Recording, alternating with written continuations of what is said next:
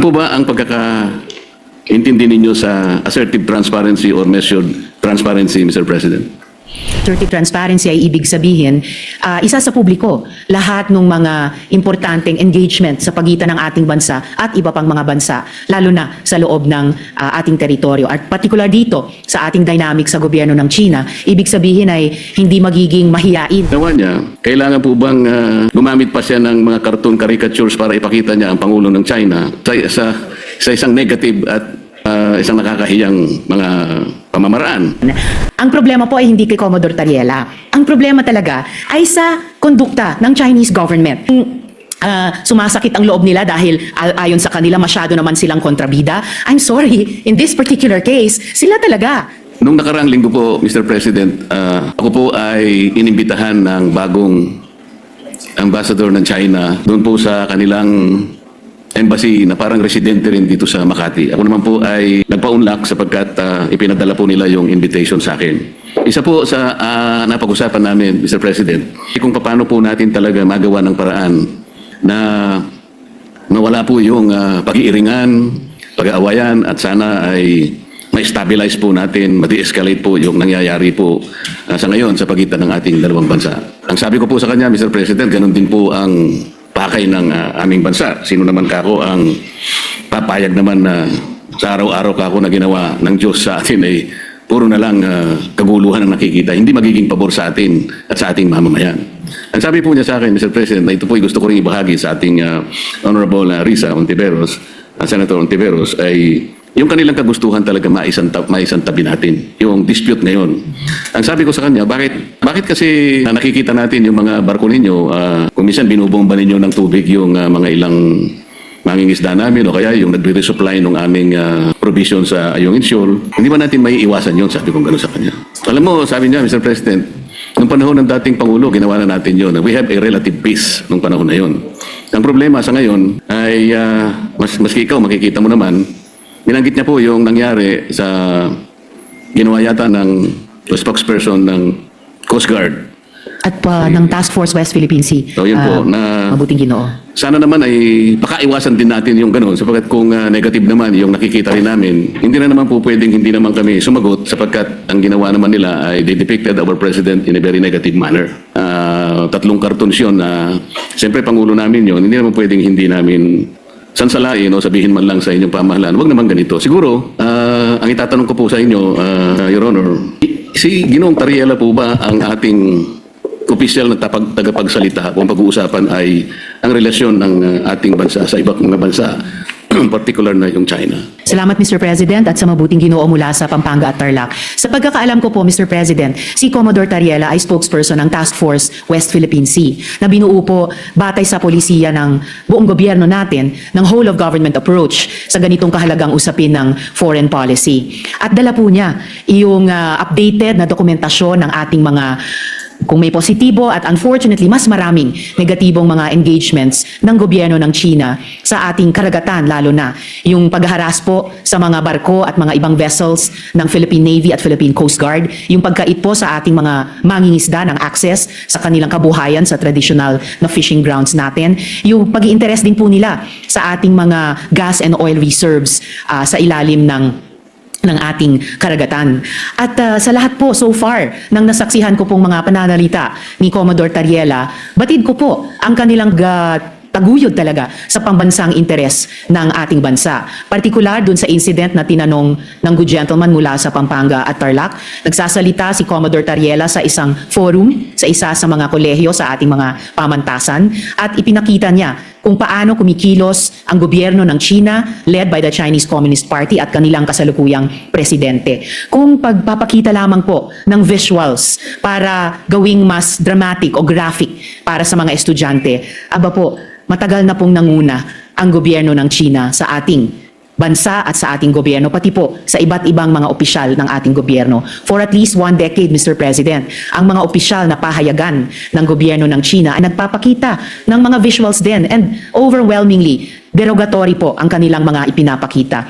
Nilalarawan ang presidente ng Pilipinas bilang isang megaphone lamang ng ibang bansa, dinodrawing na parang marionettes lang ang ating bansa at ating mga Navy at Coast Guard vessels ng interes ng iba pang dayuhang bansa. Wala pong ipinapakitang respeto at tahasang pambabastos sa ating gobyerno. So, dun sa itinaing ni Ambassador sa good gentleman mula sa Pampanga at Tarlac, di hamak na mas maraming dapat iwasto sa kanilang pakikitungo sa atin, hindi lamang sa karagatan dun sa maraming insidenteng nabanggit na, kundi pati sa paglalarawan, literally and figuratively, sa ating gobyerno at ating bansa kapag nagsusungikap tayong magtahak ng isang independent at interdependent foreign policy, Mr. President.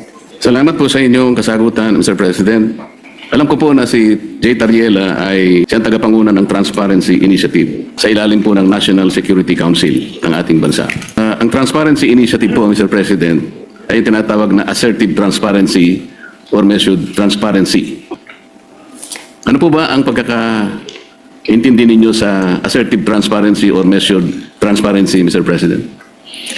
Sa pagkaintindi ko po, Mr. President, ang assertive transparency ay ibig sabihin, isa sa publiko, lahat ng mga importanteng engagement sa pagitan ng ating bansa at iba pang mga bansa, lalo na sa loob ng ating teritoryo. At particular dito, sa ating dynamic sa gobyerno ng China, ibig sabihin ay hindi magiging mahiyain ang ating gobyerno upang sabihin, kapag nga may ganyang mga insidente tulad ng nagbunga ng pagkaputol ng daliri ng isang uniformed personnel natin, yung pansamantalang pagbulag at pagdinig sa ating mga personnel dahil gumagamit ng high-frequency radar o mga laser lights. At pati po yung, gaya ng nabanggit na rin ng good gentleman mula sa Tarlac at Pampanga, yung pagkait na makaresupply tayo ng maayos sa ating mga personnel sa mga lugar sa loob ng ating karagatan at teritoryo. Na hindi tayo o hindi ang gobyerno magiging mahiyain sabihin ito sa ating publiko at pati sa regional at international community bilang mga bagay na lubos na ikinababahala at nais iwasto ng ating gobyerno, whether ang lehislatura o ang executive, Mr. President.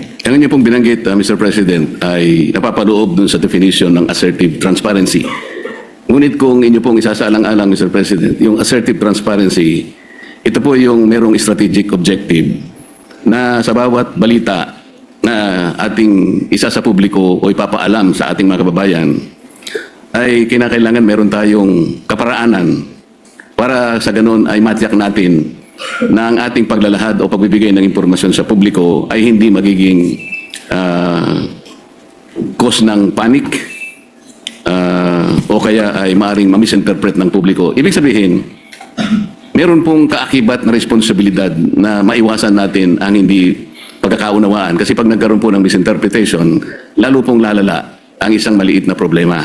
Yun nga ang nangyayari po sa atin ngayon, Mr. President, papalaki ng papalaki.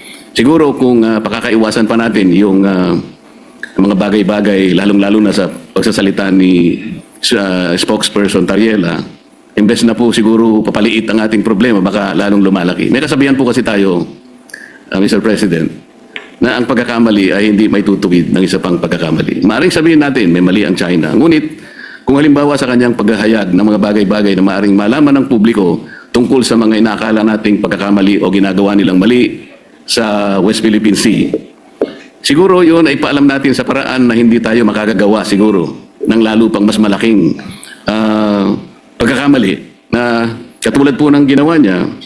Kailangan po bang gumamit pa siya ng mga cartoon caricatures para ipakita niya ang Pangulo ng China sa isang negative at isang nakakahiyang mga pamamaraan? Alam po ninyo, Mr. President, dito sa ating tinatawag na West Philippine Sea na kinukuwenta nga nila yan, ito'y halos equivalent ng ating exclusive economic zone. Mas marami pa pong features ng Vietnam na okupado kaysa sa China. Meron din pong features na nasa loob ng ating West Philippine Sea na ngayon ay sinakop o occupied ng Malaysia. Tinanong nga ako ng Chinese ambassador, sana man lang o kaya gusto naming mangyari kung paano nyo pinakikitunguhan naman ang Vietnam sapagkat claimant din naman sila, pare-pareho tayong claimant. Sana hindi naman yung paraan na parang kami masyado naman kaming kontrabida. Yung Malaysia, nandun din naman. Pagpupunta rin naman yung barko ninyo doon, tinataboy din naman kayo. Totoo naman po yun, Mr. President. So, sa ganito pong mga sitwasyon, kaya ko po naitanong kanina, Mr. President, kung si Ginong Tariela ang pinaka-spokesperson ng ating bansa, ang pinag-uusapan ay foreign relations. Kasi po, ito po, sa sarili po niyang, doon sa kanyang panel discussion organized by Strat-Based ADR Institute, ganito po yung sinasabi nila, Mr. President. Not every event in the West Philippine Sea is openly released to the public. The info must first go through the Information Working Group. Ito po ay kinabibilangan ng mga sumusunod, Mr. President. DND, AFP, DFA, DOJ, National Security Council, at saka yung PCG, yung Philippine Coast Guard. Ito po yung National Task Force sa West Philippine Sea. Kapag ka po yung IWG, ito po yung, ay na-process na po yung information at nagkaroon ng desisyon na i-release, tsaka lamang po i-release. Ibig sabihin po nito, talagang pinakaiingatan din natin na kahit paano ay makagawa tayo ng diplomatic kings or whatever. Ganun po dapat sana, ang magpakaingat sana sila, lalong-lalo na nga po ay meron na nga tayong problema. Karaniwan po kasi sa mga bansa na mayroong ganitong disputes. Kagaya po ng sinasaad po ng ating Book 4, Title 2, Chapter 1 ng ating Executive Order 292, Mr. President. Ito po yung tinatawag nating Administrative Code of the Philippines. Pagka pinag-uusapan po ay foreign relations talaga, ang Department of Foreign Affairs ang dapat po sana ang opisyal na magpapaliwanag o magko-convey ng ganong klaseng pagpapaliwanag o anumang gustong i-convey sa ating mga karatig bansa. Ginoong Pangulo, masasabi po ba natin na si Ginoong Tariela ay nakikipag-coordinate sa bawat salitang bibitawan niya sa publiko, lalong-lalo na yung sinasabi niya na kailangan informahan ng public? Kiniklear po niya kaya ito sa Department of Foreign Affairs, gayong ito ang opisyal organ ng ating pamahalaan. Para sa ganun ay maiwasan po natin ang lalo pang pagkakamali. Sa tingin ko po, Mr. President, dahil meron tayong pong presumption of regularity, lalo na sa pagitan ng lehislatura at saka ng executive, opo, nananalig ako na nagko-coordinate si Commodore Tariela, nagko-coordinate ang buong National Task Force on the West Philippine Sea sa lahat ng mga departamento na bumubuo at gumagabay sa kanila, lalo na ang Department of Foreign Affairs. At bilang miyembro ng lehislatura, hindi po ako makikialam kung ano ba ang mga dynamics nila or kung maganda ba or hindi maganda ang kanilang working relationship on any one day or the other. Basta para sa akin po bilang isang mambabatas, meron akong presumption of regularity dun sa pagkilos ng buong National Task Force on the West Philippine Sea and in this particular case, lalo na kay Commodore Tariela. And i-shift po natin o lakihan po natin yung magnifying glass na meron po tayo ngayon. Ang problema po ay hindi kay Commodore Tariela. Ang problema talaga ay sa kondukta ng Chinese government sa kasalukuyang dynamics. Kung sumasakit ang loob nila dahil ayon sa kanila masyado naman silang kontrabida. I'm sorry, in this particular case, sila talaga ang pinaka-kontrabida. Hindi po nila pwedeng sabihin na mas marami namang ino-occupy ang Vietnam, may mga kasalanan din ang Malaysia. Opo, alam natin may iba't ibang claimant country sa buong South China Sea at yung iba ay kumbaga karibal din natin sa mga claims natin bilang Pilipinas. Pero hindi naman ina-attack ng Vietnamese Navy ang Navy at Coast Guard natin. Hindi naman dinedenay ng Malaysia ang mga mangingisdang Pilipino makapangisda sa sarili po nating karagatan. At I beg to disagree, Mr. President, with all due respect sa Ginoo mula sa Pampanga at Tarlac. Ang pinag-uusapan po natin at ang pinagmumulan nitong mga malalim na pagkabahala natin, hindi po ito maliit na problema. Napakalaking problema po nito. Isa sa malaking problema natin sa ngayon. At ayaw nating magpanic, ayaw nating mag-misinterpret, pero saan ba nagsisimula ang maaring ikatakot? Saan ba nagsisimula ang hindi lang maaring, kundi nagiging talagang pagmumulan ng hindi pagkakaintindi? Yun po, in largest part, dahil sa kondukta ng Chinese government laban sa atin, lalo na sa karagatan, at ngayon, gaya po ng nabanggit ko kanina, pati na po sa internet, na kumbaga, sila nga ay nagiging problematic sa atin, gusto man nating pareho na lutasin ito, pero bukod sa ginagawa nila sa atin sa ating laot, sa Navy, Coast Guard, mga mangingisda, sa ating buong sambayanan, gusto pa nila patahimikin kapag may mga pinuno ng gobyerno sa executive man o dito po sa legislature na magrereklamo. Ang tawag ko po dyan, Mr. President, sa ugali ng Chinese government, gaslighting.